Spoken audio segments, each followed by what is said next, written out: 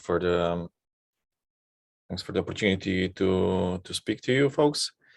So yes, today I'm going to talk to you about the study that I did on the async code reviews and the conclusions and some systemic insights. Some of them have been I have been expecting. Some of them have been surprising for me. And yeah, let's go into it. So I work as a senior principal engineer at Throughput, which is a delivery hero group company, and I tend to rant about the topics that I got interested, I think, since start of my career, which was XP, and then later got into some other topics, theory of constraints, lean, and systems thinking. And I tend to rant on social networks, Twitter and LinkedIn. And there's one terrifying fact about me. It's that I put mayo on pizza for some reason.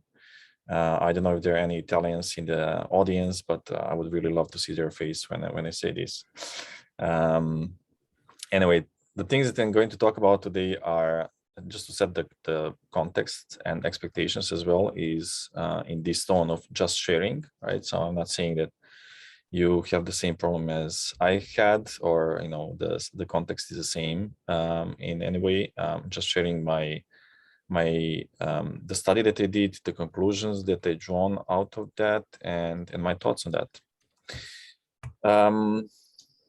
I don't know how many of you have heard for this maxim, but this saying, nobody ever got fired for buying IBM.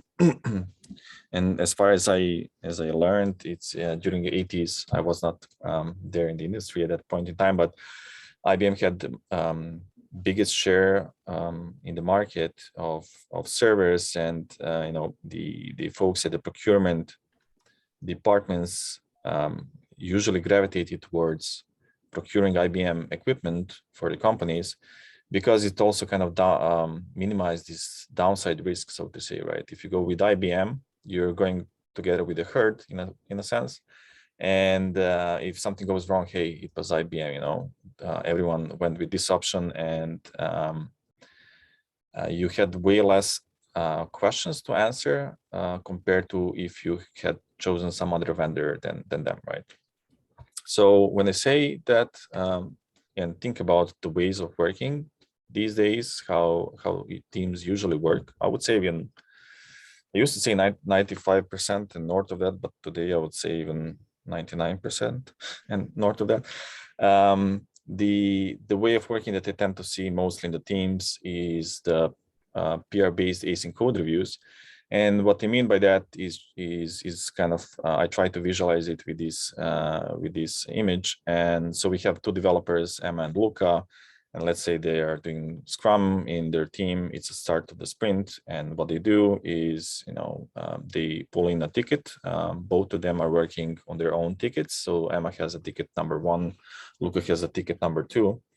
And so Emma tries to change the system in a way that she wants it to behave. Does some changes, tests in any way that she likes to test, and at one point she figures out, okay, I think I'm done with this feature, and I would like to get feedback from my peers on the code that they wrote. So what she does is she raises a pull request, and which kind of indicates ask for a review from her peers. But unfortunately, Luke is busy with something else. So he's busy with ticket number 2, but he can be busy with so many things, right? He can be busy with meetings, answering emails, checking Slack, reviewing other PRs, etc., etc. So after some time, Luca manages to come back to the PR after some additional messages, adding please to it. And he reviews the PR, but now and asks for some changes, but now Emma is not available, right? So maybe it's lunchtime or outside of business hours, meetings, etc. So the PR also now waits in the queue for Emma to become available again. So, and they go back and forth. At one point in time, they managed to resolve any of the disagreements that they had, and converge on a solution that both of them are satisfied with, hopefully, and they approve the PR and merge it. So that's kind of typical PR-based async code review, right? So I tend to work with the teams that try to improve the way that they work, and try to consult them on these topics. And one of the guiding principles that I have is meet people where they are. So I was working with a bunch of teams lately, having this kind of model of working, and there's a considerable share of developers and engineering managers and directors of engineering that would like to figure out, is there any data-informed way that we can visualize how the current process looks like, and why trying out some other ways of working might increase the productivity or whatever they're trying to optimize for. So in this study that they did, analyze around 40 plus very active repositories from a typical product development team. So this was nothing related to the open sourcing projects, open source projects. And during this study, I analyzed more than tens of thousands of PRs, if not hundreds of thousands of PRs. And the things that I was curious about to see going into the study, and having a hunch from the way of working that they usually practice, coming from the XP background, is I was really curious to see the engagement on the PRs. So engagement in terms of the amount of conversation that they get to see and the amount of feedback that is exchanged, and how does this look like on a spectrum of PR sizes, and also the wait time, right? So having in mind is lack of availability of people in the system because they're busy with so many things at the same point in time. How does a wait time look also like in these PRs, and how does it also relate to the size of the PRs? So going into the first topic related to the engagement, why was I curious about the engagement? So I was curious about these systemic effects of thing that they call delayed and choked feedback. So delayed feedback for the reasons that I mentioned, right? Lack of availability of the actors in the system. And why choked feedback? It's, I think the feedback also, I had a hunch that the feedback also gets choked because it's delayed, right? The more you wait for something to get the feedback on, the less likely is that you're going to engage on that. And also the other reason was that in this model of working, the usual way to provide feedback is writing some comments on, GitHub, GitLab, or whatever solution you're using for this purpose. And writing a feedback tends to be kind of way more expensive in terms of the time compared to the verbal feedback that I get to see when people get to work together in real time through, some other ways of working like pair or mob programming. So this high latency between the actors and low throughput feedback caused by the medium that is used to provide it, right? So that was one of the reasons. The other reason is engagement by size, and this is the thing that I think lots of us have intuition as for how would this look like compared to the, how does engagement on PRs look like by size of the PR on the spectrum. And going into the first sketch plot, that there were lots of things that we're using in these reports, but I chose only the things that I find are the most important ones. And so this is just a sample data set of, I think, 500 merged pull requests. Every dot is one pull request. And on the x-axis, you can see the size in lines of code. And on the y-axis, you can see the engagement. The engagement, the way that they went about it is the thing that they called non-trivial comments, counting the non-trivial comments that I get to see on PRs. And non-trivial comment is a comment that is not trivial, and trivial comment is a comment that, are these kind of typical +1 thumbs up, LGTM looks good to me, comments that don't really provide much of the value, and oftentimes they're used just to be able to approve the pull request. Unfortunately. So what can we see from this scatter plot? Not really much, right? Most of the PRs are kind of concentrated below 500 lines of code and less than 10 non-trivial comments. But then I started thinking about it.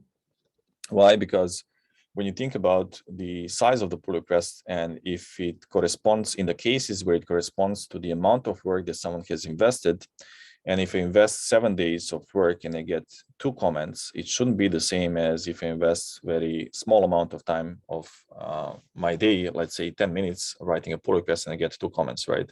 So this can be interesting in a sense of trying to normalize the engagement by size, right? So I was curious to see how would this scatter plot look like if I had on the y-axis now engagement per size, right? And the thing that was almost the same across all of the data sets that I analyzed is that as you increase the size of the pull request, the engagement per size tends to go down exponentially, right?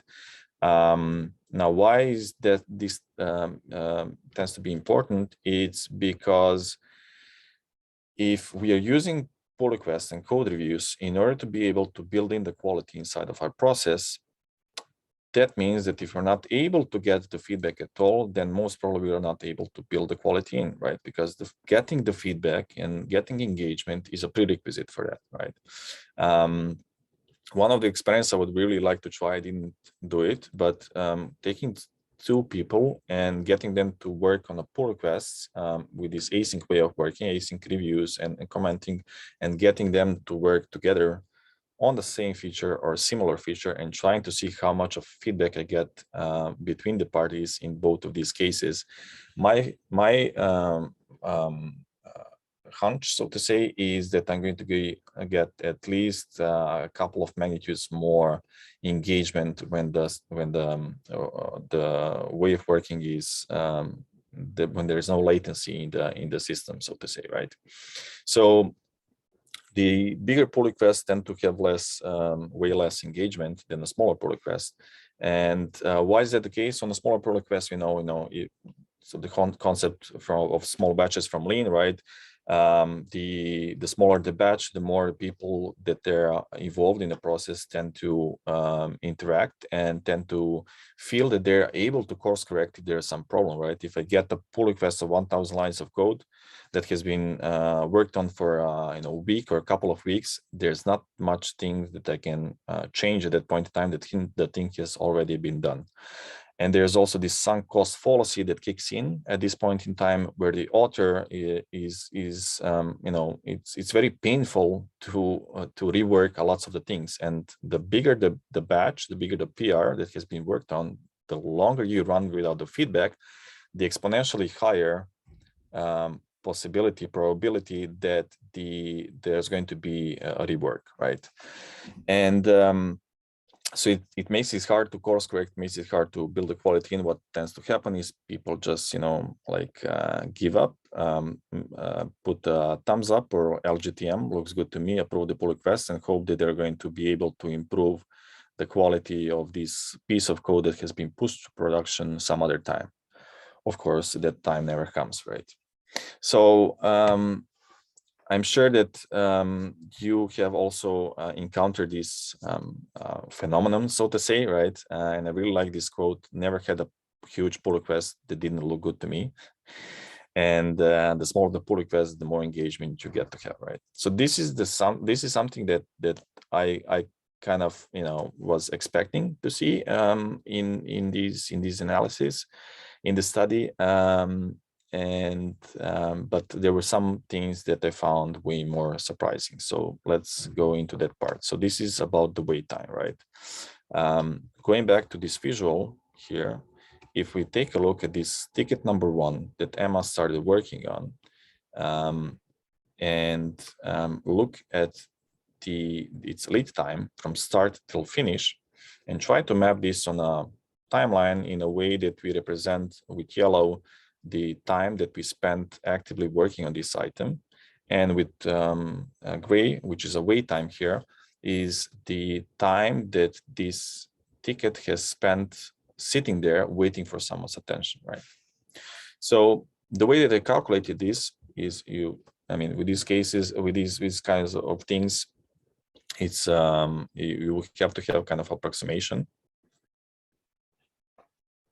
And the way that I approximated was that, typical way of working is a developer picks up a ticket, they work on this item, and at one point in time, they invite other people for a review. Now, if most of the time in the systems that are very kind of busy with high utilization, the wait time tends to be very long. So this feedback time integrating with other people takes a long time in terms of the whole lead time of the item, right? So from point of time of asking for the feedback until I see the pull request being merged, this was the time that was approximated as a wait time. Now, this approximation has its own assumptions and preconditions in order to be true. So I didn't list those here for the sake of not speaking 2 hours to you about these things, but you can find them soon on my website when it comes to that. And when I ran this on these huge data sets, what I got to see is this one of the examples. So here we can see the number of PRs that have been analyzed, and that's that this data set was 500 merged pull requests. And this team, it took them 6 months to push these 500 pull requests through their system, meaning from through the work and review process, right? From the start of the first pull request until the merging of the last pull request, it took 6 months, right? And what was really interesting to see is the amount of cumulative wait time in days and in months for these 500 pull requests. So this team, it took them 6 months to push these 500 pull requests through their system, but the cumulative wait time of these pull requests was 28 months. I'm not saying that the numbers are precise, but just my kind of intention with this was for people to get to understand the magnitude of these numbers. Even if it's 20% right, that's still a really huge number and a high leverage point for improvement, right? Now, why is this important? Because I often get comment, yeah, pull request doesn't have to mean that it brings value. That's true. But here's the thing, if we deliver value to our customers through changing the system, right, changing the software, then if we are not able to change the system and push the things to production as soon as we wanted to, then for the cases where value is brought by changing the system, that also means in those cases that value is also being delayed to the customers, right? So this is potential value in our system that is stuck in the system, right?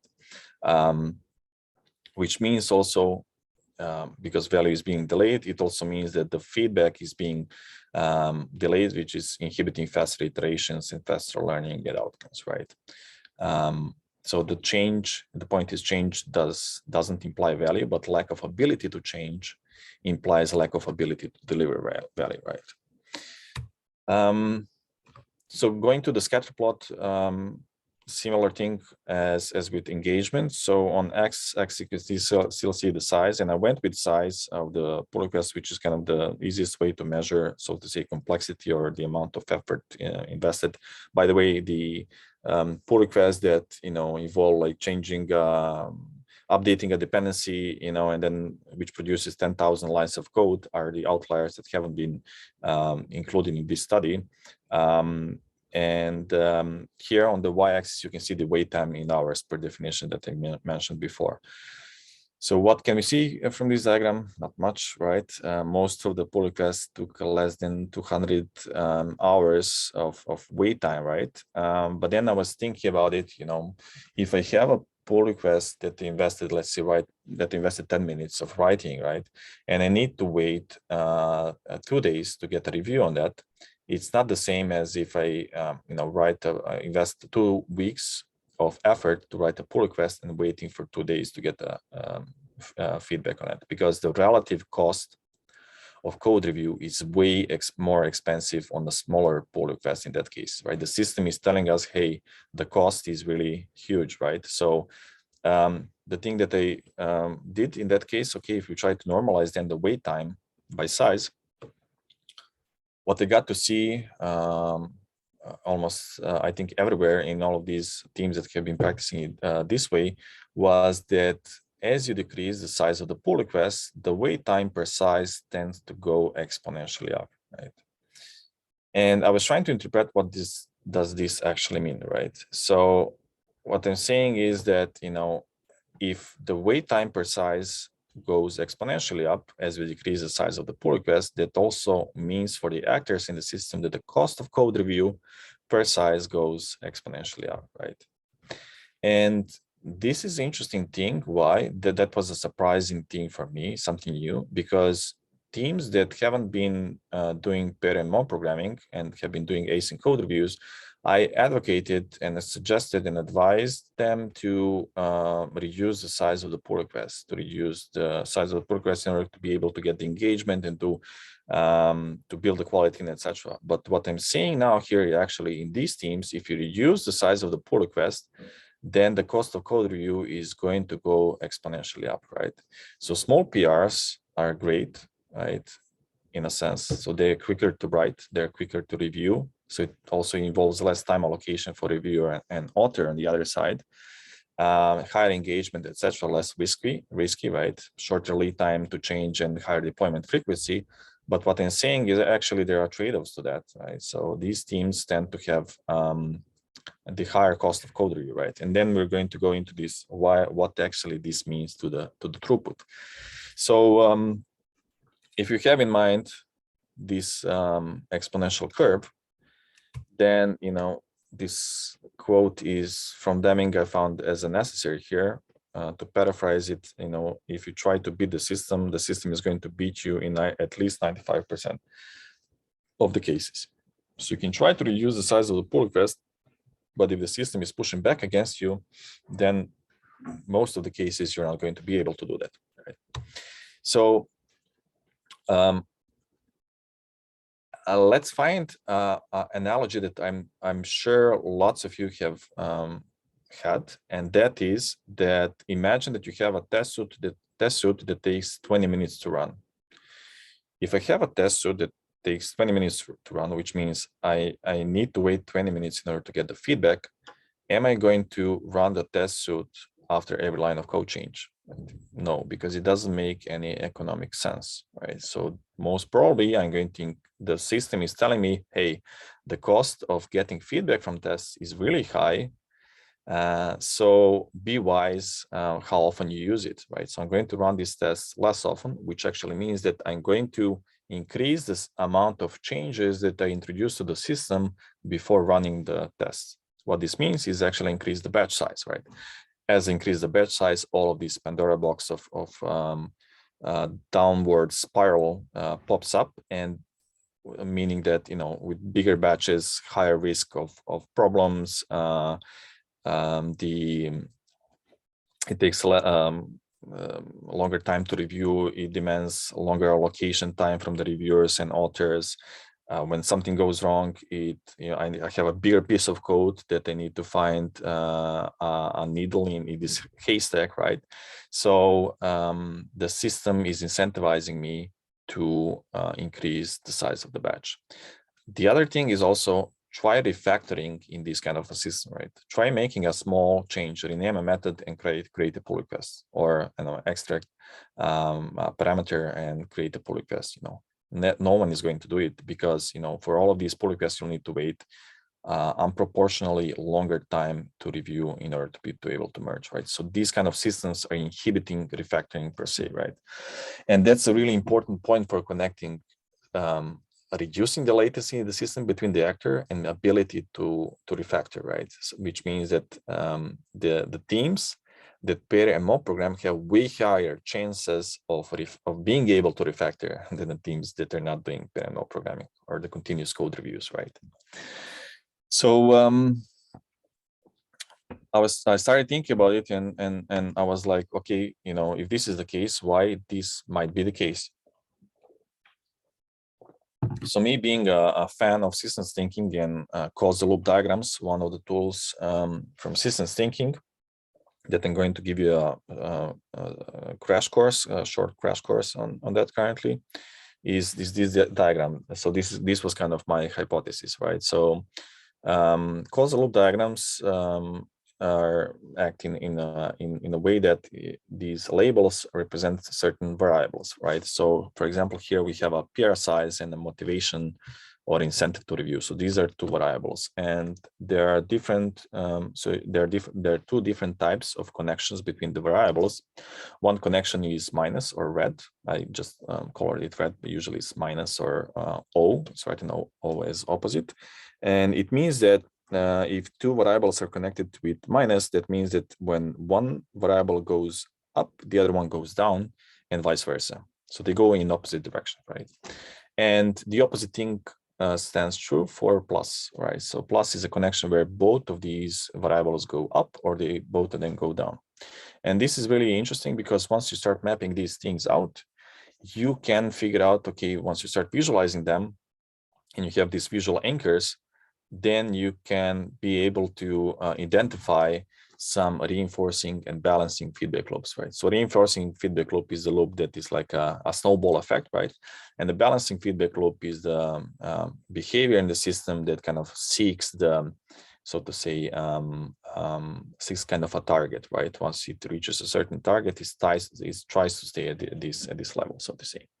So let's just walk through quickly through this causal loop diagram, right? So what I'm saying is that, you know, if we try to reduce the size of the pull request, how does the system in these kind of environments act, right? So if we try to reduce the size of the pull request, motivation or incentive to review is going to go up. Why? Because smaller pull requests invite more engagement, and if the motivation or incentive to review goes down, goes up, that also means that the authors are most often are going to react faster, which means the time waiting for a review from author's perspective is going to be lower. So they're going to get their review sooner. And if time waiting for a review goes down, then the perceived cost of code review per line of code from the author's perspective also goes down. And that, on the other hand, incentivizes them to keep reducing the size of the pull request, right? So this is the reinforcing feedback loop that we have in the system. But on the other side, if we keep the same way of working these async code reviews and we reduce the size of the pull request, suddenly number of pull requests to review in a given amount of time is going to go up, right? So if we reduce the size of the pull request, then in 1 week, instead of one, I'm going to get multiple pull requests to review, right? And as the number of pull requests to review goes up, that also means number of interruptions for reviewers goes up, right? And if I have more interruptions, I'm always going to be in this state of having to prioritize what am I going to work on? Is it the thing that I started working on? Is this review for this pull request or the pull request number 2 or pull request number 3, etc.? So the motivation or incentive to review and the ability to get to this review goes down. So there's a problem in the system, because that, on the other hand, if the motivation or incentive to go to review goes down, that also means, you know, waiting for a review goes up, perceived cost of code review goes up, which kind of pushes back the system into the other direction of increasing the size of the pull request, right? So we have this conflict in the system. We want to keep if we keep this way of working and try to reduce the pull request, the system kind of fights back. So to give you an example, you know, with every halving of the pull request size average, let's say the team wants to halve the average size of the pull request in their team, you get twice as many more interruptions for each of the reviewers of a given pull request, right? And then when you multiply that by the number of PRs in flight, let's say one person, one PR, you get the total number of interruptions in the team. So to give you an example, let's say that we have a team of 4 developers, and if the team has a policy that it's mandatory for at least one person to review a pull request, then the total number of interruptions, if you just once halve the PR in the team, increases 8 times, because you have 4 times 2 for each of the reviewers, right? So there's a shift in the dominance of this balancing feedback loop, meaning it kind of pushes back the behavior to the old state. So talking about that, let's go into the flow efficiency. I'm sure this metric coming from Lean is most of you are familiar with, but just to shortly reiterate on that, the flow efficiency, the idea of it is that, you know, if you have a work item that flows through our system, And if we measure the lead time of the item, then we try to figure out how much of this time, of this lead time, has been spent actively working on this item, right? So this is the work time, right? The processing time, the analytical processing time, and we try to figure out in percentages how much of efficiency we have in the system, right? So the higher the efficiency, it means that the more of its lead time it has been spent worked on, which is good because that means that it doesn't spend much time waiting there for someone's attention, right? So the higher the flow efficiency, the better the process you have, and vice versa. So what we did is I started running the analysis for the average flow efficiency that I see in these data sets. And from this diagram, you can see, for example, for this data set of 500 pull requests, the flow efficiency, average flow efficiency starts plummeting at this point, maybe 120 lines of code or something. But why is this important? Let's think about the case that we have 300 lines of code change that we need to push through the system. If we have so we might do it in, let's say, at least 2 ways, right? So we can do it in by creating a 15 pull request of 20 lines of code, or we might, let's say, do it with 1 pull request with 300 lines of code. So what this curve is telling us is that the cumulative lead time for 15 pull requests of 20 lines of code is going to take way longer time than the cumulative lead time of 1 PR and 300 lines of code, right? So the smaller the PRs in these ways of working, the longer cumulative lead time is needed to push them through the system, which also means that the things are stuck in our system for a longer time, which also implies that the throughput of the system is going down. It's going down like exponentially, actually, right? So this is kind of proxymetric for the throughput. And this is kind of interesting because, you know, it kind of maps to this exponential curve that we saw before, just kind of inverted. But what it means is the throughput in the smaller PRs end of the spectrum, keeping this way of working, is going to go down. So small PRs are not always good, right? Because they are forcing us to increase the size of the pull requests and forcing us to make a trade-off, right? And why this is the case, I try to also visualize it here, right? So here's the thing, you know, when you try to reduce the size of the pull request, the processing time per size tends to go down either linearly or it keeps constant, right? But on the other hand, wait time, which is related to the feedback and means inherently that I have to integrate with other people, right? So the dependencies start kicking in, the cost of dependencies starts kicking in, and as we saw, the wait time per size goes exponentially up, right? And then when you think about the wait time to processing time ratio under these conditions, it's going to go exponentially up, which means that the flow efficiency is going to plummet exponentially, which means that the throughput is going to go exponentially down as well, right? So we're saying that, you know, bigger pull requests lack quality on the bigger end of the spectrum because people are not able to engage on the pull request. So you're trying to build in the quality on this end of the spectrum, system is pushing back. On the other side, you know, for a smaller pull request, we're losing the throughput, right? So you're trying to do things faster and keep things for a shorter time in the system, but the system is pushing back. And people in this kind of system are forced to make a trade-off between the, you know, this eternal speed versus quality or throughput versus quality assumption. And if anyone has read the Principles of Product Development Flow, one of the most important books I would recommend to developers and managers to read, from Don Reinerson, he has this U-curve optimization, batch curve optimization where people need to trade off between the holding cost and transaction cost. And the thing that we talked about up until now is this transaction cost in lean terms, right? The higher the transaction cost of a batch, the more the system is pushing us back into finding the optimal batch size on the other end of the spectrum. So we're trying to kind of balance between these two things. And this was kind of important for me because, reading Accelerate a couple of years back, the most important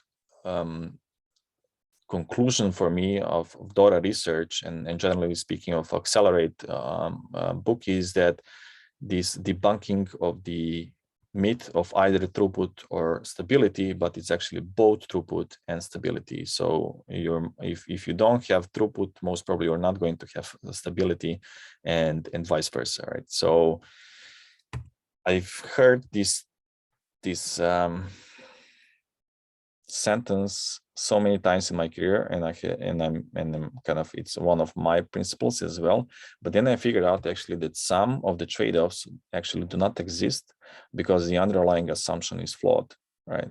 So for the trade-offs that have a, so to say, correct assumption rate, this is true. But for those that don't have a valid assumption rate, then it's not. So I think that, we are perhaps able to have our cake and eat it too, which might sound as a utopia for lots of people, so to say. So going back to the problem that we have, right? So cost of code review per size is going exponentially up, and that is causing the throughput to plummet, right? So if we try to formulate the problem, we're trying to say, okay, we want to have quality, but we also want to have throughput. So you don't want throughput to plummet as we decrease the size of the pull request. If that's the case, let's try to work backwards from there, right? So if you want to keep the throughput constant and as we decrease the size of the pull request, then what we're saying is actually the cost of code review per size cannot go exponentially up. So we have to keep it constant, at least constant, right? And if that's the case, then the actor's reaction time in this review process that we talked about has to go exponentially down, which means that, and when I say actors, I mean authors and reviewers, which means that as we reduce the size of the pull request, actors have to react faster, right? And for them, in order to be able to react faster, they have to have exponentially higher availability. So not so many things to work on at the same time in order to be able to react to these things. Otherwise, pull requests and work spent in the queue most of the time. So if we go back to Emma and Luca and look at ticket number 1, right? So let's I just mapped the work on ticket number 1 between two of them, and let's say that they have this size of the pull request, average size of the pull request in their team. What we're saying actually is that as we decrease the size of the pull request, they have to react faster and faster and faster in order to not lose the throughput of the system, right? And this was the one of the conclusions of the study that I did, is that in order to not exponentially lose the throughput while reducing the average size of the pull request, people need to get exponentially closer and closer in time, right? In order to be able to provide this feedback, which, if you imagine this as an experiment, if you reduce it to one line of code, that means that you'll have to have continuous code review available, right? So trying to go back to this causal loop diagram that I spoke about before. So this conflict that we have is caused by the number of interruptions that we have with the reviewers. But if you think about it, if you're not working on anything else and you're working on the same thing as this person, you're actually not interrupted, right? So when you think about it, as you continue decreasing the size of the pull requests, a number of interruptions exponentially increases. But when it comes to the number of interruptions when we're working together, right, it becomes 0. So this conflict doesn't really exist.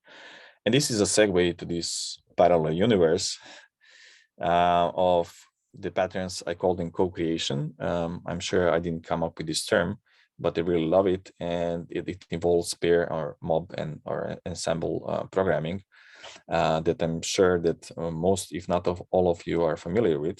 And the interesting thing actually that happens is that if you reduce the reaction times of the actors in the system during the review process, what you're doing actually is that you're reducing the transaction cost of the batch.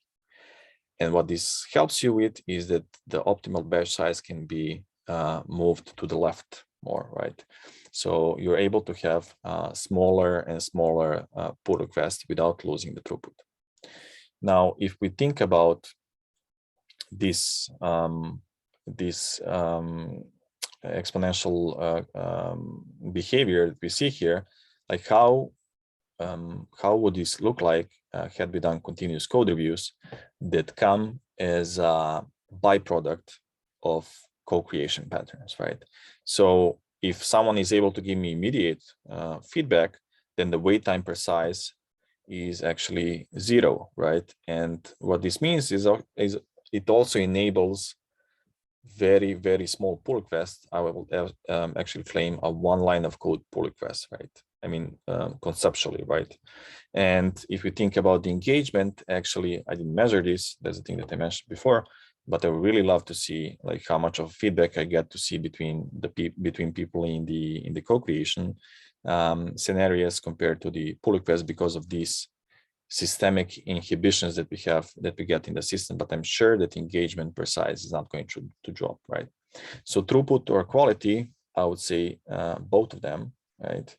And it's kind of it was kind of really important point because it you know, I kept hearing about this thing of, you know, you can either have speed or quality throughout my whole career, and this was really kind of enlightening moment for me, at least for this process. But actually, so this is just an example. I didn't talk about it yet, but this is the example of the async systems and how they actually prevent reducing the batch size, right? So this is the example of async systems in a sense of pull request. But if you think of any kind of async systems, you get to have the same behavior in the systems because the archetype of the system tends to be the same.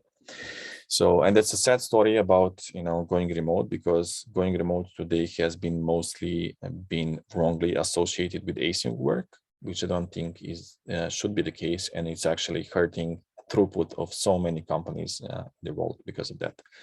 So remote doesn't have to mean async work. And the other thing is we need to have this flexibility, you know, when it comes to the that remote work provides. But if you the advice that I have, if you have a team and they have slippages in working times, instead of going async, you need to increase the resilience of the system through including more people in the same session, which actually reduces keeps the flow of work going, and also has ability for people to have slippages in the schedules. So that leads me to the last part of the talk, which is this metric that I came up with. I just call it PR score, and you could have seen it here in the side. So I started thinking about these things that I was curious about, and I was like, okay, you know, if this is the case, can I somehow formulate this in one metric and trying to express what we're trying to optimize for? So we want pull request to go down, and we want wait time per size to go down as well, right? And we want engagement per size to go up, or at least not to go down, as we keep reducing the size of the pull request, right? So I just ran a model this in a equation, right? And you know, size times wait time in seconds, and divided by 1 plus engagement. 1 plus because they're PRs, lots of PRs, unfortunately, that have 0 comments on it. So I don't want to divide by 0. But then I started thinking, okay, how would this look like with co-creation, right? So the size of the pull request that is enabled by immediate feedback is actually 1. So you can have feedback as much as you want it, as often as you want it, right? So size is 1 and wait time in seconds is 0, right? Engagement doesn't matter, right? Because this thing evaluates to 0. So the absolute score here is 0, unfortunately, because I was most of the or all of the PRs have been done in this async work. The numbers were huge for this absolute score, so I had to do a natural logarithm of that, which for co-creation still evaluated to 0. So if we optimize for these metrics that I mentioned, I think we should, or I think that those are the metrics that I wanted to optimize. I'm not trying to say what you should do. The ideal score, so to say, is 0. So that's kind of the best score that you can have, because all of these things are pushed to the extreme. And if we map this into the timeline, so these cloud that you see here are pull requests that have been. I think this is 500 pull requests, and this is the score expressed as an logarithm on a logarithm scale. So you can see the distance between these kind of two worlds, between continuous code reviews and async code reviews. So that's the reason that I tend to say the optimal size of pull request is one line of code that is reviewed immediately as it's being typed, right?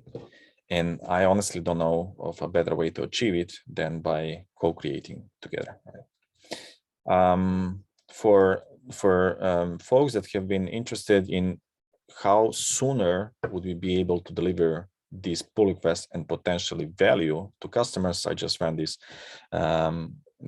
calculation on this particular data set, but very similar results I got on all of the others, was that you would be able to get the things out of the door 3 times sooner, and sooner is really important in agile, so to say, right? The numbers are not precise, but it's not about that. It's about the magnitude of the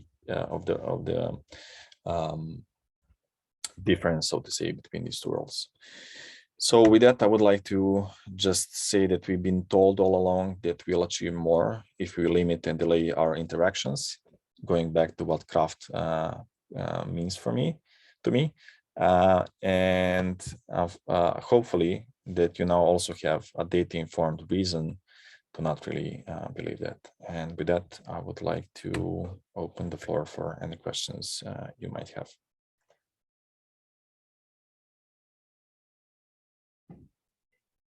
Fantastic, thank you. It looks like we have one person that's applause. Okay, you can raise hands or you can take yourself off mute and talk.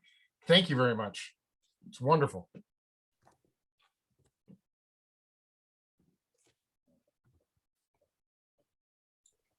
Sam? So one quick question. I really strongly believe in pair programming, and I really love the statistics that you provided. One huge reason, though, that I found for pair programming is not necessarily for effective code review, but for bringing new staff into an onboarding process and getting them familiar with the way things are set up, the architecture, the build process, etc. So I'm wondering whether you still find that that's an appropriate level of code review. To me, it doesn't seem like code review. It seems like it's a pair for a different process. So I was just wondering if you had thoughts on that. And I have one other question, but I'll save that for later. Sure. I wouldn't count this as a code reviews per se. It's a kind of more of a knowledge sharing in order to onboard the members faster, so they get up to speed faster. That's at least how I see it, because they're not really doing some work, I guess, to change the system and try to deliver value to users, but it's more about onboarding per se, I would say. That's how I see it. I'll add to that. One of the things, my record right now from someone being released from HR to having their name on a commit is 12 minutes. And that was in a mobbing situation. Actually, Jim was there. A few other people in the meetup were there to help make some of that record. And people can come in and they can contribute. They can either be hands-on keyboard or they can be making comments and helping talk about the code. It's quick. It's more than just an onboarding tool. Yeah. If I could just ask one more, and then... Go ahead, Sam. Sorry, I'll just ask one more and I'll recede back into the wilderness, okay? And one is, and this is probably obvious, I clearly was curious whether or not you're extending this work. The notion behind that question is not all men are created equal. not all lines of code are created equal, right? So if I'm actually having a refactoring, just naming something differently, and it changes 37 files and 400 lines of code, but it's a simple idea that could be, if done properly, a fairly simple change. On the other hand, if I'm just redoing a 10-line loop of how to approximate a quantum compute across qubits, that may affect one file, maybe 20 lines, but that may take 3 hours or 17 days to understand. So I was just wondering if there was this notion of complexity of idea or number of these kinds of ideas, or even a graduation of these ideas that might be useful to apply on top of this work. I'm not saying this is not, this is just a way to try and think about how to go from here. Over. Sure. Yeah, that's a good question. I was thinking about it as well, because, the way that I approximated the complexity of work was by the size of the pull request, right, which doesn't have to mean that, it corresponds to the value itself, but this was not actually a study about that. I mean, I'm not saying that you're saying that is the case, just reminding us of that, but it's about the system, how much the flow of the work items in the system is choked, and also because of that, potentially the amount of value that is there, right? So the system that chokes the value is going to choke the value. So the chokes the amount of changes is going to also to choke the value when the value is present there. So that was kind of the idea about it. But yes, I didn't, the size of the pull request was approximation for work. Maybe some teams can use that as approximation for the complexity, so to say, right? That's kind of how I see it, but I didn't really think about how to measure the, so to say, the value that was produced by, the size of the pull request, and how, like, what's the correlation between, and if the same thing would be applicable in a sense. Awesome. Thank you. Stephen Weary? Hello. Yes. Great talk, Dragan. I was wondering, for people who have experience in mob or ensemble programming, when trying to introduce it into a new organization, how do you deal with the what I call, like, the hero dev syndrome, where you have technical leads who are more interested in maximizing their own productivity versus the productivity of the group as a whole? And thank you very much. Yeah. Unfortunately, that behavior is really common, so to say, in lots of the teams. I think it's a cultural thing, like what do companies optimize for when they hire? I think it goes back to the hiring and what do you optimize there, and what's the culture of the team. I like, as a group, as a IC, or and even this name IC is very very strange, so to say, but trying to find ways of getting people to understand as they grow through their career that they become not more seniors, but they become more of a leverage for others, right? And helping others to be better. And that's kind of a way that I used to address it in the companies. And it's kind of more of an engineering culture mindset, so to say. And usually the thing that also becomes important in this case is that people think, okay, if I have this quote unquote high performing individual, does it make sense to include them in a pair session with someone who has less experience or knowledge, right? But that's the problem, because it's a local optima going to the theory of constraints. You're locally optimizing for one person, and the team is running together as a herd, and you're making a big problem the sooner you create. So that's really strange idea, but I mean, weird idea, but it works a charm. If you make this person a deliberate bottleneck inside of the team, they're going to spread this knowledge way sooner to the others, which is going to increase the speed, so to say, of the team. And so it's kind of completely, if you want to go faster, you need to make this kind of skills and knowledge that this person have a deliberate bottleneck in the system in order to increase the throughput of the whole system. But I don't know, I know that it doesn't land really well because it's not really intuitive idea. But for me, theory of constraints really helped a lot with trying to argue for that. I'm not sure if I was able to. I mean, that's just my view, right? Something that I've seen work I almost bite my tongue saying it, but if you institutionalize as developers go up in the ranks, get higher pay grades, what have you, the expectations change as well.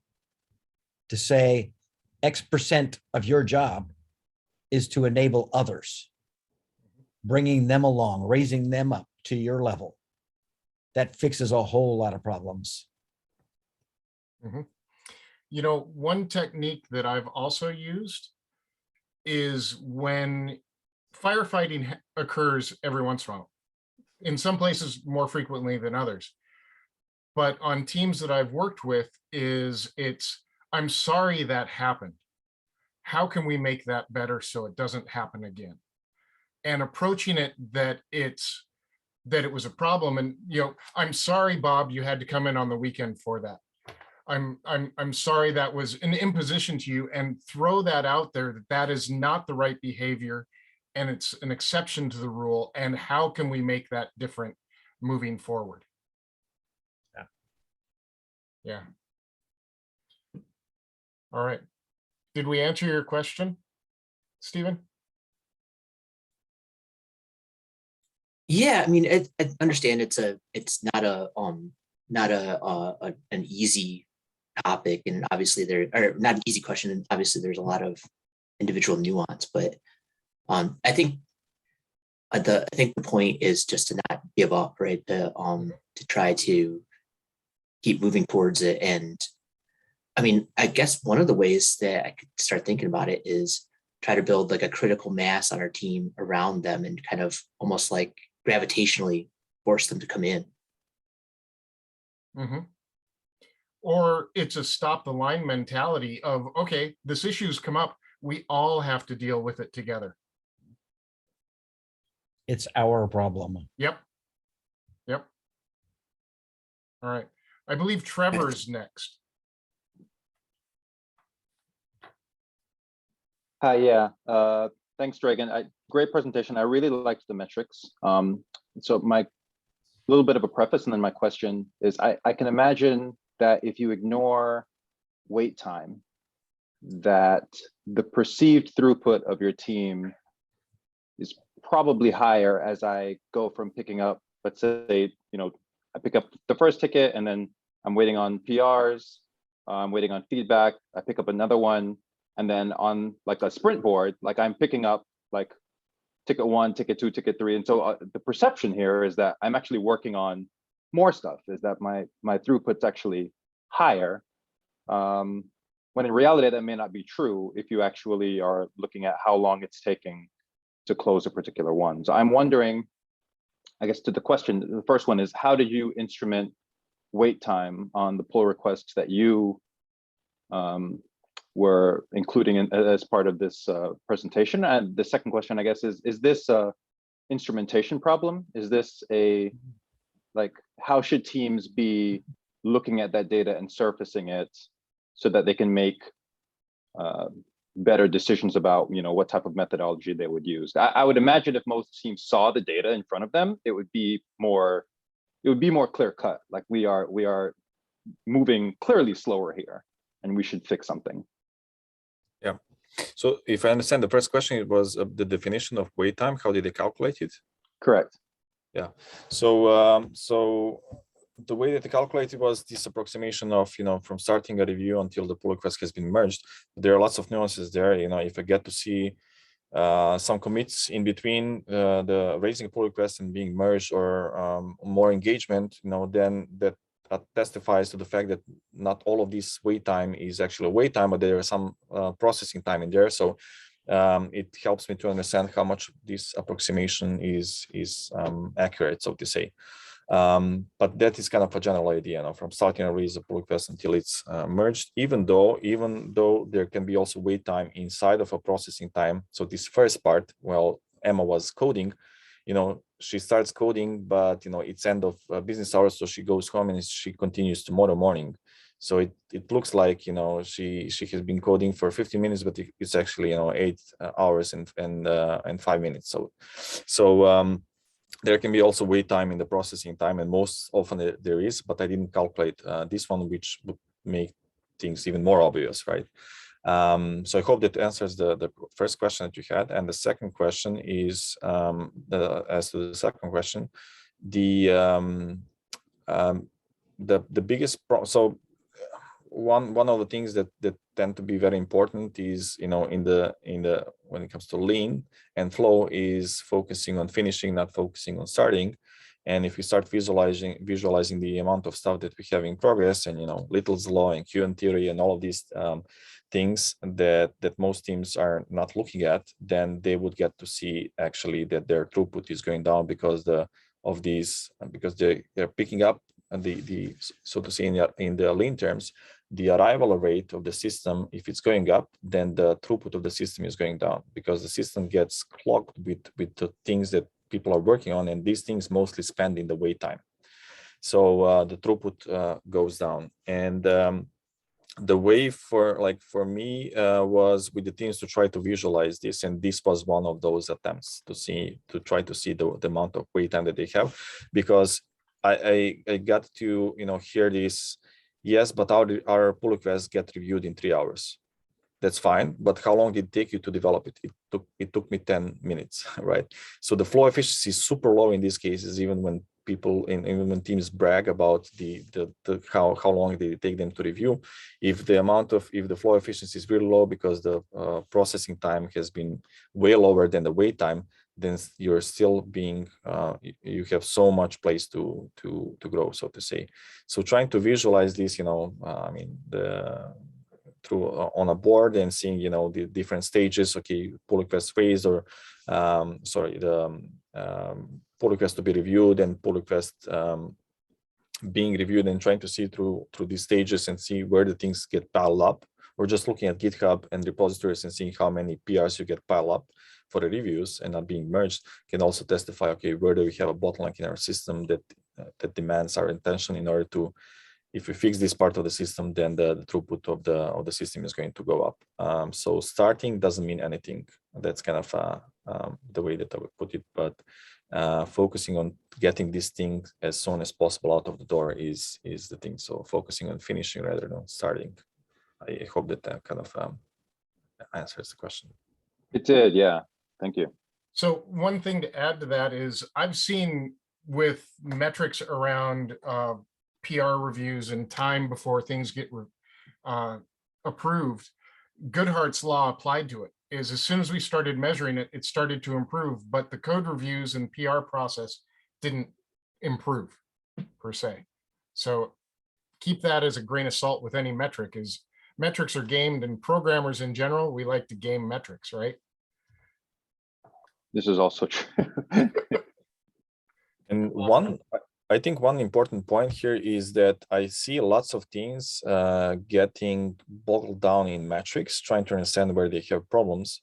But I'm a bigger fan of changing the way of working that enables the perhaps best results that you can get, right? So if you talk about this way, if you change to pair, or if you change to mob programming, let's say, or promiscuous pairing, and try to rotate this one, you have the results by default as a byproduct, really great results out of the box. The same thing as with coverage. Folks that do test-driven development, they don't need to measure the coverage, because the coverage is a byproduct. High coverage and strong safety net is a byproduct of the process itself. So instead of trying to be boggled down and trying to measure and be accurate about the things, maybe we can change the process that guarantees those as a byproduct, as a side effect. Yeah, I think I agree with you. Maybe just the summary in my head is it's while it may be easy to, or relatively easy to instrument throughput, like quality is a little harder to pin down. And I guess the point that Steve was trying to arrive at is, like, if you try to optimize for the throughput metric, you may just end up rubber stamping pull requests and saying, hey, well, this is fine, and my throughput's going up, and my time, my wait time's going down, but the quality is obviously out the window because nobody's really looking at these anymore. So that's yeah. Awesome, good stuff. I think Dale's next. Yeah, thanks for the talk. I had a quick question. We've been using pair programming, and we've enjoyed it, and mobbing and all that at my company.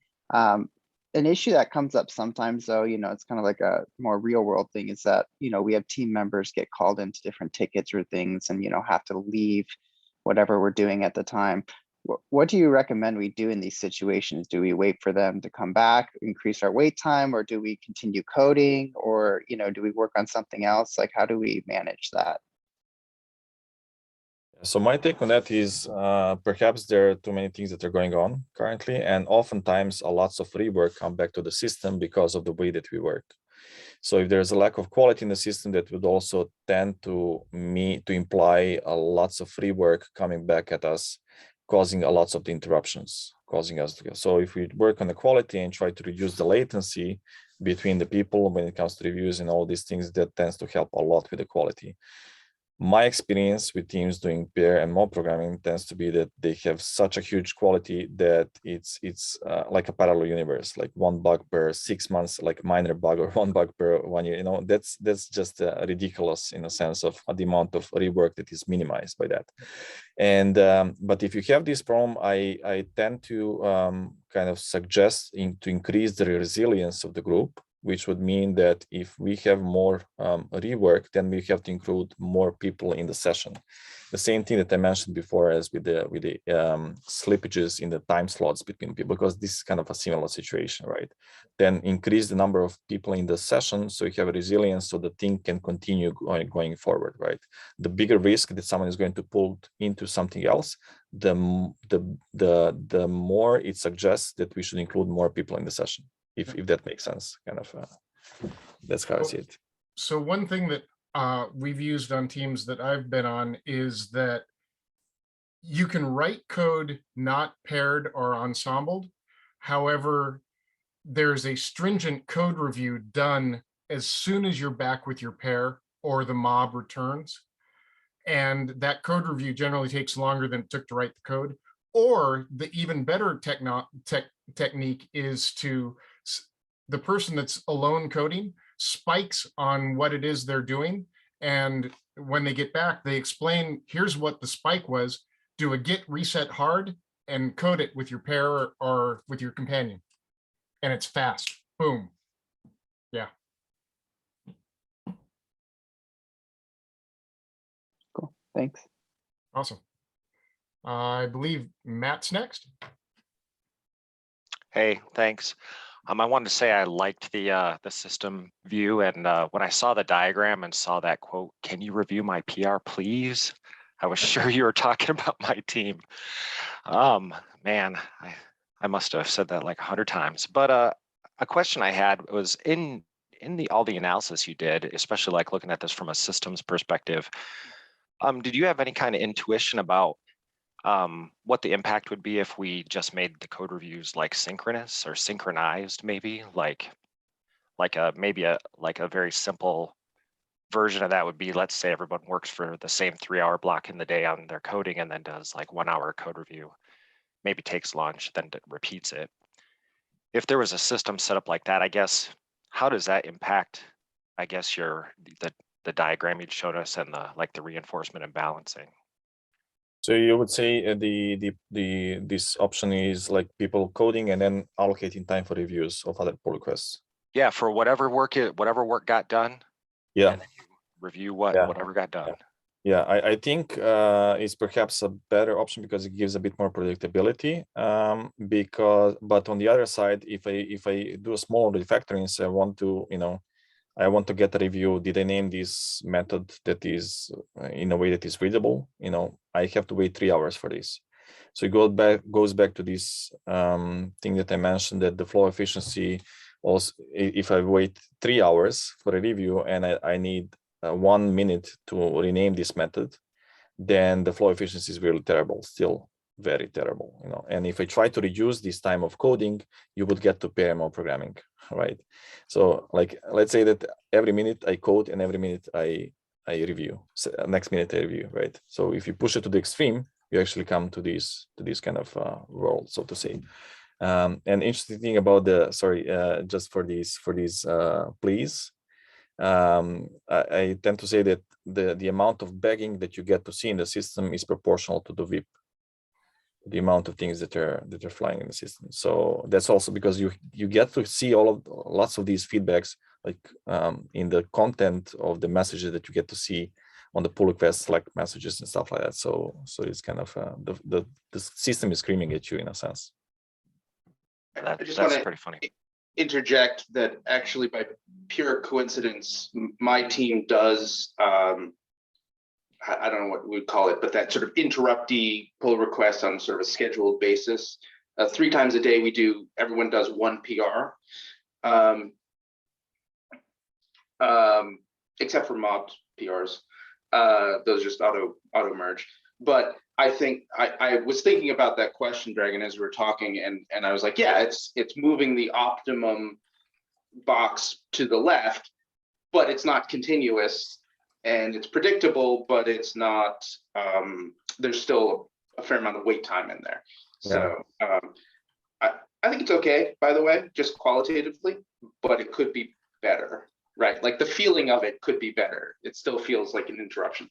Also, we had a pre-existing ritual where there were interruptions in the day where you could do that. If you don't have that, then people are going to feel the interruption as an interruption to do PRs, probably. Yeah. The thing is also, if I have 3 hours to work in this item, if I don't finish it, then this thing is going to wait until I do reviews for the other things. And so I can always find you a batch size that is small enough that your flow efficiency is terrible in this context, right? Until you reduce it to a maximum, to extreme in a sense. Awesome. Good question. Franz. Hi, thanks. I'm hoping you can give me some rhetorical ammo. So an intuition that I just keep running into, I think a lot of folks have, is that if everybody's fully utilized, you can't possibly be getting any faster. And so when you talk about anything that implies that anybody's not fully utilized, then it just feels like that has to be slower. So I'm not looking for a complete description of theory of constraints, I get it, but I'm looking for some sort of really terse statement of like why it is that having everybody fully utilized isn't the best. Yeah. Isn't a fully utilized freeway a traffic jam? Yes. It's a parking lot. I guess what I'm thinking, like, for example, the way this would normally come up is saying, well, wait time doesn't matter because I'm working on something else. Yes, because they have their own perception of productivity being associated to them only, instead of being focused. So this is about resource versus flow efficiency. And this is this mindset shift that is proposed with lean and theory of constraints, instead of focusing on us being busy and thinking that this means productive, being focused on the work items flowing through our system. But coming to that, I think there's a really great kind of lightweight simulation from Henrik Nieberg. And I think it's called Resource Utilization or so. You can find on YouTube. It's just like a 1-minute video or so, or a couple of minutes. It really explains, a couple of people hold some items and then they try to integrate, and it takes a longer time longer lead time. So it's kind of really neat visual to kind of explain that. Could somebody put a link to that in the chat? I just happen to be reading flow. And right here, as we approach 100% utilization, queues become exponentially large. In fact, each time we'll have the amount of excess capacity, we roughly double the average of the queue size. So your ability to adapt to any sort of change as your capacity goes up, goes down exponentially. Flow is a wonderful book, and it was already mentioned today for reading up on that. It's chapter 3. If I may add something about it, one way we see things where I work is that we always ask ourselves the question, how can we give the product in the hand of the client as soon as possible? So even if everybody's working on something, well, because of the lead time and every waiting time of the async code review, well, it takes longer to give the product, the features in the hand of the client. So like it creates a bottleneck at some point. Right, well, yeah, that argument's easy to make, but that requires people to accept, then they see it as a trade-off. Then they'll say, okay, I'm willing to allow people to be unoccupied some of the time in order to get things into the client's hand faster. But that's not the argument people are making, that the theory of constraints makes. The argument is that having everybody fully utilized is worse in all ways. And I think that is just super unintuitive. Because at least for me, in my own personal experience, it's like, oh, well, I'm waiting on a code review for this task, so I work on this other task. I feel like I'm being as productive as I can be. And what I'm looking for is an intuitive argument that says that I'm not, basically. Mm-hmm.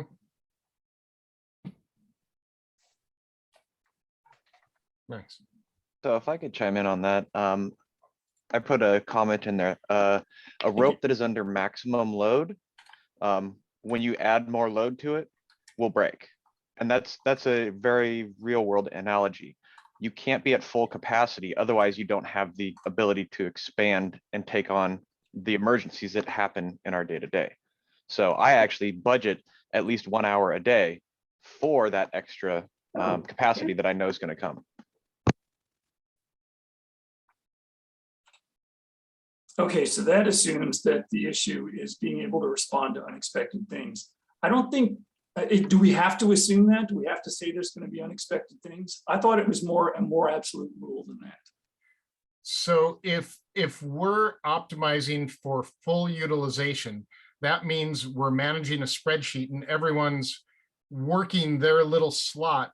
And when there's a gap in someone else's slot, well, when all tasks not being the same, when say Garrick is done with his task and needs me to approve it, I'm in the middle of my task. So I'm now interrupted, but if I'm at full utilization, I don't have room for that until later in the day, which delays other things, which that's part of the exponential growth of why it's so disruptive to have full utilization. Well, I see that would increase latency, but I'm not seeing that it would decrease throughput. And maybe that's another way of looking at this, that I think that in the orgs that I've been part of, they value throughput over latency. And so the assumption is that if everybody's fully utilized, that's got to be maximum throughput, because otherwise, if people are waiting, then whatever it is that they might have been producing isn't getting produced. So therefore, throughput has to be decreased. Right. Franz, let's sync up after this and talk about chapter 3 and flow. It's exactly talking about the point you're talking about. Okay, thanks. He goes into telephone queuing theory and grocery stores. That's the reason why in grocery stores, the queues are relatively more efficient than a queue for like taking your tickets at a stadium. The checkers are doing stuff if the checkout line has more than certain number of people in it, other checkers that are stocking shelves will come and start checking out. And that stocking shelves is that extra sort of slack time that's used to keep them a little bit busy, but not focused on interruptible. And that way you create a dynamic queue that's handling that ebb and flow better. Can I tell a story? Yeah, please. Yeah. Hey. So right before the pandemic, we were working in the office. I was pairing regularly with the people around me. I like pairing. That was great. They said, everybody go home. So the next day I sat down on my laptop. I thought, it's just me. I'm going to code. And I coded all day, no interruptions, incredible focus. I was so productive that day. The next day I showed my work to the team. They said, you did the wrong thing. So this feeling of productivity in that context was very high, but it was false. So I thought I had high throughput, but really I had zero throughput. I did the wrong work. And if I had been pairing right away, somebody would have told me, you're doing the wrong thing, and I could have saved all of that time. Yeah, it goes back to minimizing the amount of rework. That's the reason for reducing the latency in the system, because you're so much relying on other people's feedback and of people from feedback from production systems and feedback from customers and stuff like that. So so I see it as this analogy of climbers and having anchors as they climb. So what they're doing is actually they're minimizing the risk of retracing a lot. So they're actually minimizing the retracing. And the same thing is like with test-driven development and lean lean startup and all of these things, right? So shortening this feedback loop in order to minimize the retracement in the system, which kind of corresponds to the amount of free work that is there. Thanks, everybody. Awesome. I'm sorry, I may mispronounce your name. Maya? Hi, it's Maya. Maya. Dragan, great presentation. And I love how you put the data. I kind of moved from collocated teams to the model where 2 lead programmers are onshore in West North America and others are hired in India or Philippines. And then just onshore people are doing code reviews of the people that are, and I feel how this is just wrong, but I don't know if you have been interested in measuring that, basically just using that as a standard and showing, is that really kind of cost effective? You know, is that something that justifies the lower cost, or just kind of give them the work, tell them what to do, and you know, they will have a pair programming on their side, they have all the knowledge. So I don't know if you have been measuring that, or maybe you can tell me how to measure. I have some opportunity to measure and to prove that. For me, my gut feeling is it's not working. It's not, you know, it's not the way how people should work, but my experience here is that many companies are going to that model. Yeah, and nice to see after a long time.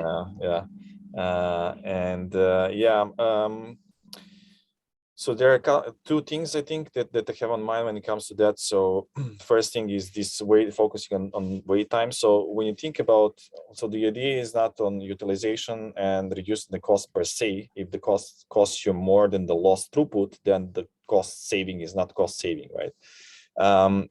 So the idea is actually trying to, I mean, the whole idea about swarming is trying to reduce the lead time of the things flowing through the system. And most of that lead time is actually in highly utilized systems and systems that are based on cost accounting. This is the idea coming from theory of constraints, is that wait time dominates the lead time. So trying to get people to work faster or type faster, whatever doesn't work because the optimization is super low.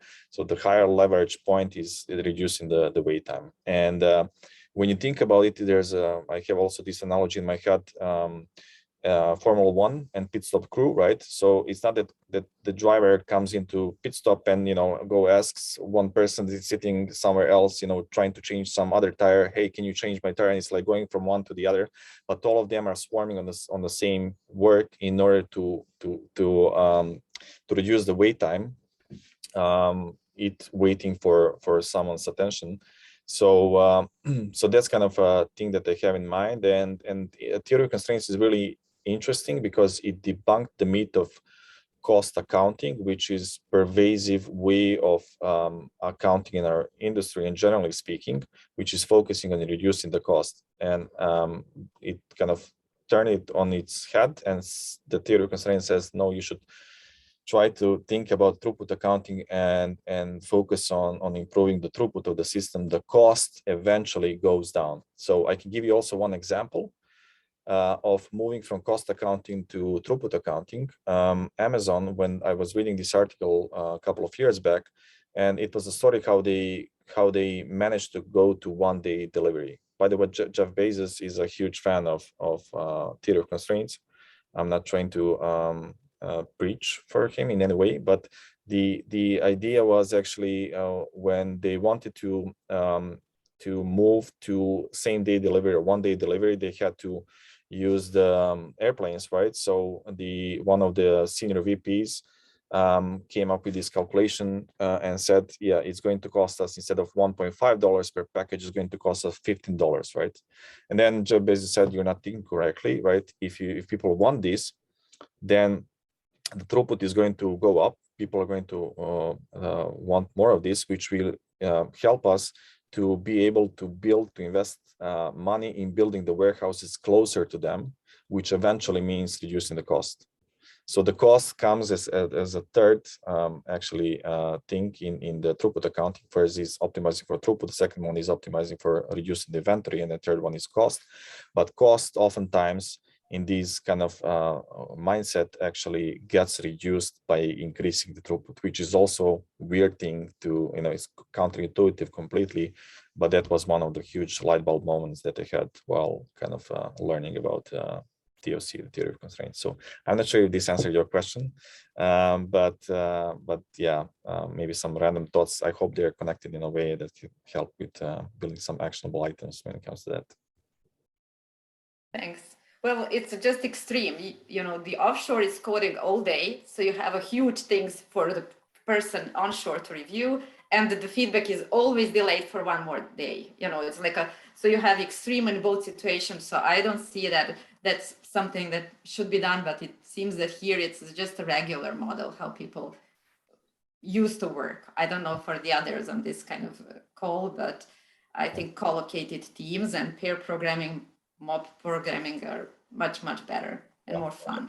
Yeah. The longer you run without the feedback in knowledge work, the exponentially higher risk of rework. The same example that Jay mentioned just before. So it doesn't, like reducing the cost in these ways doesn't really help a lot. Yeah, thanks. Great question. Thank you. Shai.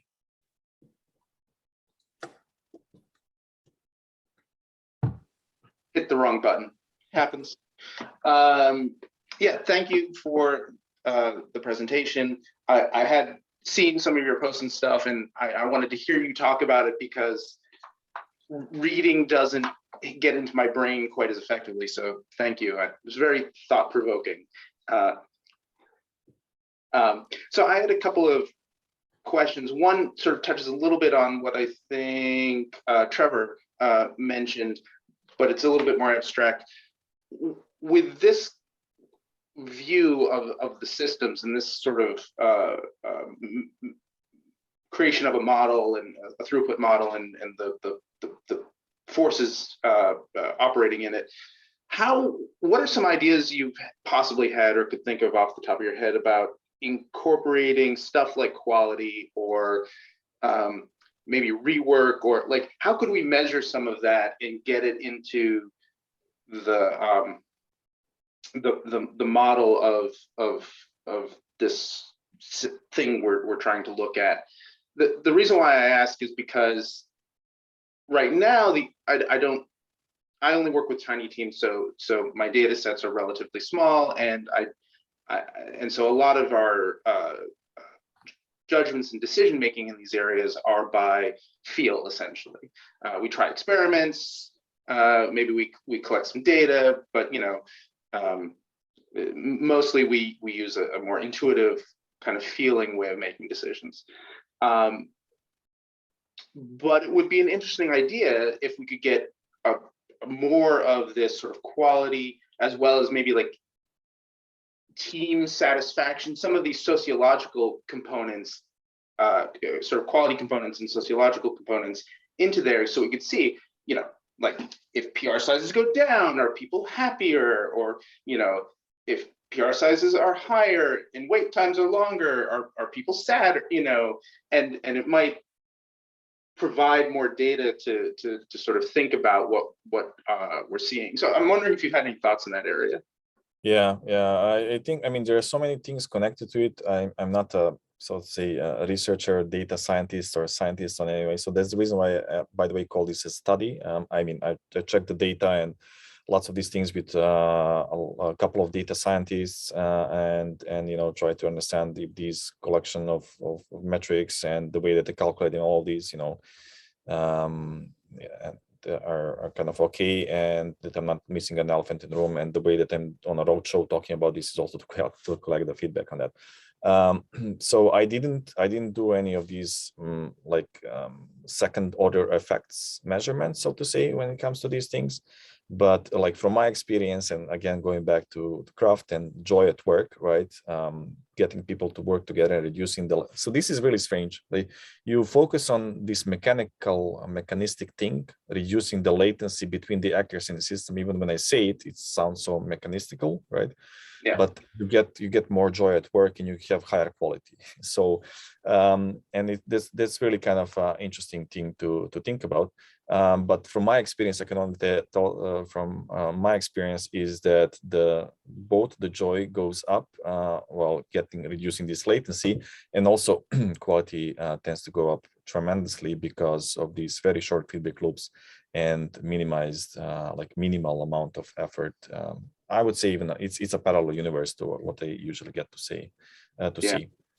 But unfortunately, I don't know. Lots of these things are very kind of complex to measure as well. So that was also a thing that I was trying to limit in a sense. So many moving variables. Lots of these things are actually only based on the wait time.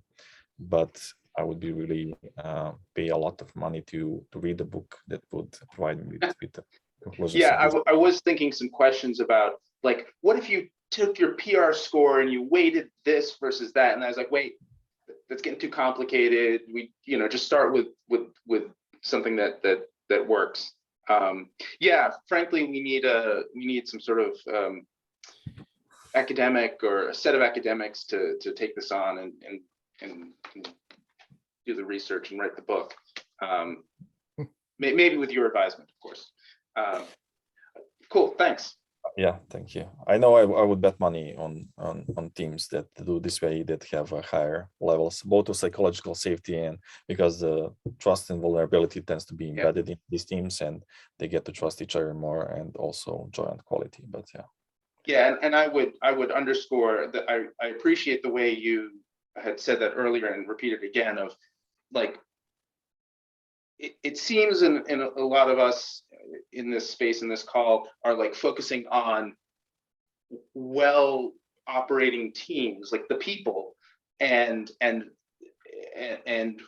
the addition of certain approaches or techniques or whatever ways of thinking, like then great stuff comes out of that, right? But you don't start with the like, use this process, it'll be perfect, regardless of what the people are about. So thank you. Thanks. If I may add something about this, in my opinion, there are three main aspects that you need to know to learn in order for a developer to be happy and to collect metrics about it in order to improve. And as you said, Shai, there was all the, if a developer is happy, stressed out, or everything's like the team morale. So if we get information about this, we can learn it, start improving our process in order to improve that. There's also the process and the technical aspect of a project. Like if you have a Scrum board, an Agile board, how long the story stays in progress, and everything. What is the service aspect, level expectation, and everything. And as long as you have the data, you can start to think about it and say, how could we improve this and that and make tests. But as long as you have the metrics, I think you can learn from different tests and improve overall. That's awesome. Great questions. Anyone else have any more questions? Looks like the popcorn may have stopped popping. Dragan, if you wanted to, you can save the chat as well in the chat window. Because there have been some interesting discussions that have been going on while you've been talking. I know that it's really hard to keep track of chat, text chat, and give it discussion as well. So yeah, awesome. I'd like to thank everyone for showing up and everyone that stayed. The discussions on the talks that we've been having have been wonderful. I particularly enjoyed some of the metrics that you brought up, Dragan, and they're a different way to look at it. It's not beyond how I've looked at it in the past, but getting some, I know you say it's not real data research in it, it's more of a study. I do appreciate the metrics and the effort you went in to put it into graph form, explain it, and put it out for more fodder that we can use to help continue to fight the fight, help convince people that collaborative or code, what was it? It was code development that you used, works. And it's definitely a more enjoyable way to work and makes people happier, leads to better code. Thank you very much for coming. I want to remind everyone, next month, we have Jim Shore coming to talk.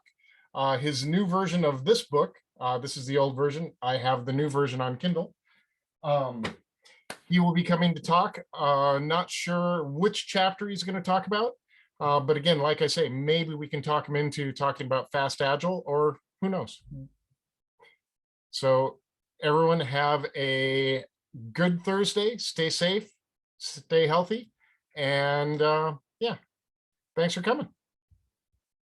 Thanks for having me. Thanks, everyone.